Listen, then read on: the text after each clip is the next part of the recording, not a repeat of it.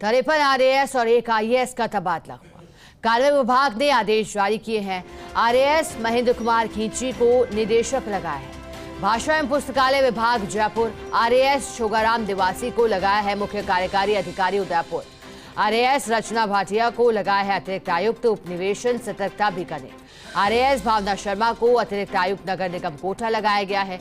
RAS Kailash Chandra Sharma को लगाया है मुख्य कार्यकारी अधिकारी नाथद्वारा मंडल नाथद्वारा।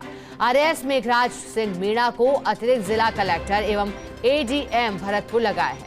आरएएस लोकेश कुमार मीणा को अतिरिक्त जिला कलेक्टर और एडीएम जयपुर चतुर्थ लगाया है। आरएएस रामचंद्र को लगाया गया है उप महानिरीक्षक पंजीयन एवं मुद्रांक सतर्कता अजमेर।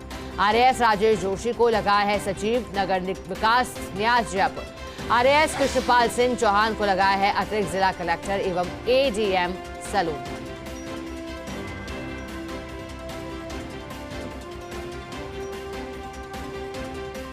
और इसी पर ज्यादा जानकारी देने के लिए हमारे साथ सहयोगी डॉक्टर ऋतुराज शर्मा जुड़ गए हैं।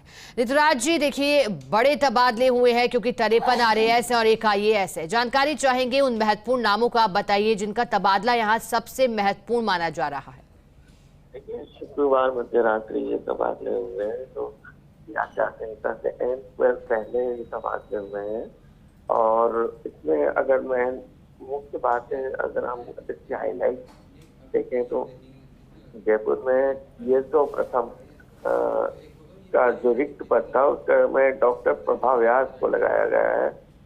तो डीएसओ की यहाँ पे पद की पूर्ति होती दिखती है।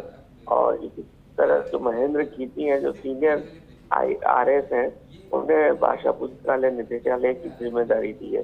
तो वहीं सोविला माथुर को रविंद्र मंच में प्रबंधक बनाया गया है। भरतपुर में एडीएम बदला गया है, तो वहाँ जयपुर में एडीएम चतुर्थ का जो रिक्त पद था उस पर तबादला करके उसकी पूर्ति की गई है। इसी तरह से संस्कृत विश्वविद्यालय में रजिस्ट्रार बदला गया है। अब प्रगति आसोपा की जगह प्रियव्रत सिंह ये जिम्मा संभालेंगे। हाल ही में संस्कृत विश्वविद्यालय में जो रजिस्ट्रार का पद है उसमें अभी दूसरी बार ये नियुक्ति हुई है। ओम प्रभा को जेडीए जयपुर में उपायुक्त बनाया गया है। तो निगम हेरिटेज जयपुर में संजू पारिक को उपायुक्त लगाया गया है। सूची के जरिए करीब 16 ऐसे रिक्त पद हैं जो भरे जाने थे और जो बहुत महत्वपूर्ण थे, उन्हें भरा गया है। और आचार संहिता से ठीक पहले जनप्रतिनिधियों की राय के आधार पर एक तरह से हम कह सकते हैं कि फील्ड में चुनावी फील्डिंग सजाने की कोशिश की गई है। इसके जरिए 5 एडीएम 24 एसडीओ इधर उधर किए गए हैं। इसमें नए जिले में भी यहाँ पर लगाया गया है। नए जिले सलुम्बर और कोटपुतली बहरोड कुचामन में एडीएम बदले हैं। तो इसी तरह से एक सहायक कलेक्टर को भी बदला गया है। और 4 आरएएस के तबादले निरस्त भी किए गए हैं। प्रगति आसोपा, जैसा कि मैंने बताया कि संस्कृत विश्वविद्यालय रजिस्ट्रार पद पर लगी थी, उनका तबादला निरस्त कर दिया गया और अब वो यहाँ पर दूसरे जो हैं वो जिम्मेदारी संभालेंगे। इसी तरह से जो अन्य 3 अधिकारियों के भी तबादले निरस्त किए हैं। वहीं आरएस कमला अलारिया हैं और संघमित्रा बराडिया, इनको एपीओ भी किया गया है।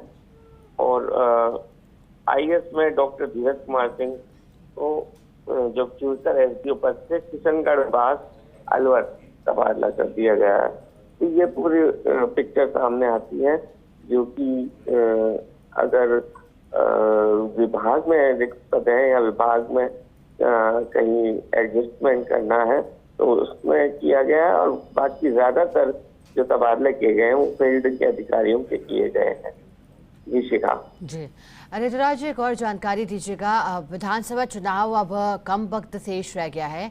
ऐसे में कल भी मुख्यमंत्री अशोक गहलोत की ओर से घोषणा की गई थी, अब 3 नए जिले बनाने का ऐलान किया गया है। तो नए जिलों के लिहाज से इन तबादलों को कितना महत्वपूर्ण माना जा सकता है? क्या वहाँ भी कुछ अधिकारियों को लगाया जाना है? अगर आचार संहिता से पहले आदेश जारी हो गए नए जिलों के, तो उसके साथ ही यह तैयारी भी है सरकार की कि वहाँ ओएसडी लगाए जाएं। तो इस लिहाज से बहुत जल्द संभावित एक सूची सामने आ सकती है और आईएएस की भी और आईपीएस की भी सूची वहां पर सामने आ सकती है। लेकिन ये सब निर्भर रहेगा कि कितनी जल्दी नए जिले के गठन का काम पूरा हो पाता है। ऋतुराज जी, भविष्य में किसी और सूची की उम्मीद, क्योंकि आदर्श चुनाव आचार संहिता लगने में भी कम वक्त शेष रह गया है।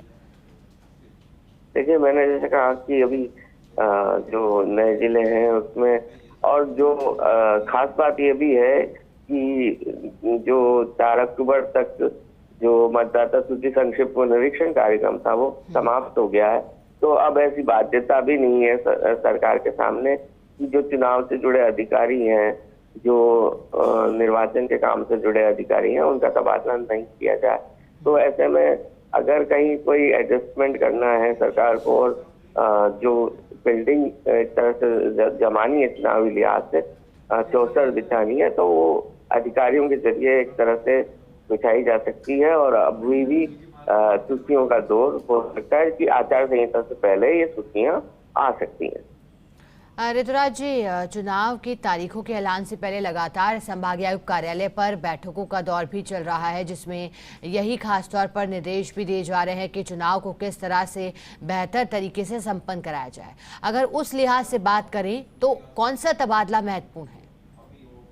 देखिए, जैसा कि मैंने अभी पूरे आपको सूची के बारे में बताया कि कहीं कहीं ये लगता है कि व्यक्ति महत्वपूर्ण और कहीं कहीं ये लगता है कि जिस पद पर तबादले किए गए वो महत्वपूर्ण है। अगर मैं इस बात को फिर एक बार दोहराऊं तो जो डीएसओ का पद था, डीएसओ जयपुर डीएसओ का प्रथमकालिक पद था, उसमें यहाँ लगाया गया है प्रभाव राज को। इसी तरह से महेंद्र खींची जो कि सीनियर आरएस है, उनको भाषा पुस्तकालय निदेशालय की जिम्मेदारी दी गई है। रविंद्र मंच को प्रबंधक बनाया गया प्रवीला माथुर को। भरतपुर में एडीएम बदला गया, तो जयपुर में भी एडीएम चतुर्थ के रिक्त पद पर तबादला किया गया है। इसी तरह से कुछ ही दिनों में संस्कृत विश्वविद्यालय में रजिस्ट्रार फिर बदला गया है। अब प्रगति आकोपा की जगह प्रियव्रत चारण इस जिम्मेदारी निभाएंगे। ओम प्रभा को जेडीए जयपुर में उपायुक्त बनाया गया, तो हेरिटेज जयपुर में संजू पारिक को उपायुक्त लगाया गया है। सूची के जरिए न सिर्फ 16 रिक्त पद भरे गए, बल्कि आचार संहिता से ठीक पहले जनप्रतिनिधियों की राय के आधार पर अधिकारियों की चुनावी चौसर एक तरह से जमाई गई है। बिल्डिंग तंत्र मजबूत किया गया है। सूची के जरिए 5 एडीएम बदले गए, 24 एसडीओ को इधर उधर किया गया है। और नए जिलों की अगर बात करें तो सलूम्बर, कोटपुतली, बहरोड, कुचापन में एडीएम बदला है, तो वहीं एक सहायक कलेक्टर को भी बदला गया है जी। इस तरह से हम पूरी सूची को देख सकते हैं। और ऋतुराज जी, शुक्रिया आपका हमारे साथ जुड़ने के लिए और जानकारी के लिए।